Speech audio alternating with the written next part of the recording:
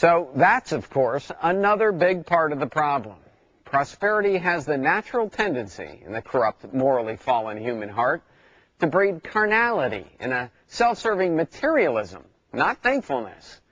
And that in turn has caused many American Christians who have been overindulging in their prosperity to approach church and the whole idea of Christianity with a bless me attitude. In other words, instead of becoming more grateful for and more generous with what God has already given us, it has tended to make American Christians like spoiled children who only want more for ourselves rather than share what we already have. So that's an undeniable part of the problem.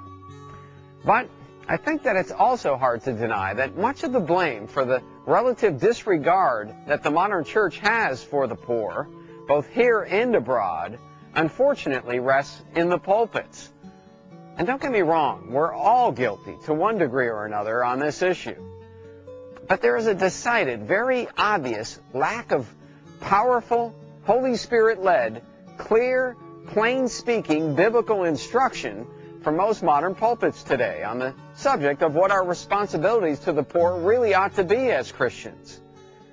And I think that's fair to say, because even though false professing Christians and mere hypocrites can and very often will duck their responsibilities on this issue, even when they're taught properly, and even though the flesh of even every true Christian has a natural tendency to rise up and fight tooth and nail against the true biblical standard of financial stewardship, yet I think it's equally true that no sincere, born of the Spirit, genuine Christian can resist, for very long anyway, the clear, plain teaching of God's commands.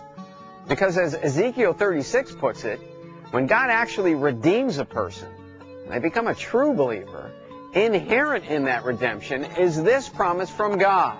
He says, I will give you a new heart and put a new spirit in you. I will remove from you your heart of stone and give you a heart of flesh.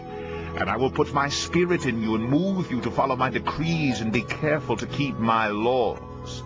That's the genuine reality of all true Christians.